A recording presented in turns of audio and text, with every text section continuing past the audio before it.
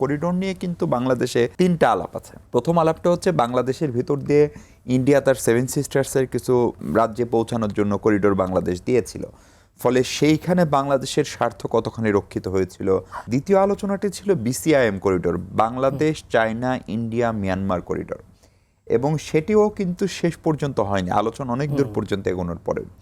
এবার যে আলোচনার প্রস্তাবটি প্রেসিডেন্ট শি জিনপিংয়ের পক্ষ থেকে এবং চীনের পক্ষ থেকে এসছে, সেটা আসলে বেল্ট অ্যান্ড রোড ইনিশিয়েটিভ, যেটা চীনের প্রেসিডেন্ট শি জিনপিংয়ের একটি পুরনো উদ্যোগ, সেটিরই অংশ। এমনকি বিসিআইএমও তাই ছিল, মানে চীন চেয়েছিল বাংলাদেশ চায়না ইন্ডিয়া মিয়ানমার মিলে একটা কানেক্টিভিটি তৈরি হোক। এবারেরটা আরেকটু ফোকাসড, আরেকটু সুনির্দিষ্ট, এবং এবারে কিন্তু সেই কানেক্টিভিটিটাকে মাল্টি মোড ট্রান্সপোর্টের কথা বলা হচ্ছে।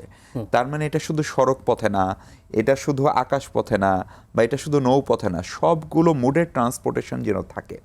নিঃসন্দেহে ভালো উদ্যোগ। সরকারের পক্ষ থেকে, বাংলাদেশ সরকারের পক্ষ থেকে এখন পর্যন্ত এটিকে যাচাই বাছাই করা হচ্ছে, এটির সম্ভাব্যতা যাচাই করতে হবে, এটির কী ধরনের ঝুঁকি রয়েছে সেটি দেখতে হবে, এবং সবচেয়ে বড় কথা এখান থেকে বাংলাদেশ কতখানি লাভবান হবে অর্থনৈতিকভাবে, সেটি সম্ভবত সবচেয়ে গুরুত্বপূর্ণ বিষয়। কিন্তু আরেকটি গুরুত্বপূর্ণ বিষয় বাংলাদেশ সরকার নিশ্চিতভাবে মাথায় রাখছে, যে করিডোরটা বা এই রাস্তাটা হতে হবে সেটি কিন্তু আপনার মিয়ানমারের ভেতর দিয়ে। ফলে বাংলাদেশের সঙ্গে মিয়ানমারের সীমান্তবর্তী যে অংশটা, অর্থাৎ রাখাইন, সেটির অস্থিরতা এবং সেখানে কেন্দ্রীয় সরকারের নিয়ন্ত্রণ না থাকা, ফলে সেই বিষয়গুলো আমাদেরকে অবশ্যই আমলে নিতে হবে, এবং সেটা চীন সরকারও নেবে, নিশ্চিতভাবে বাংলাদেশ সরকারও নেবে।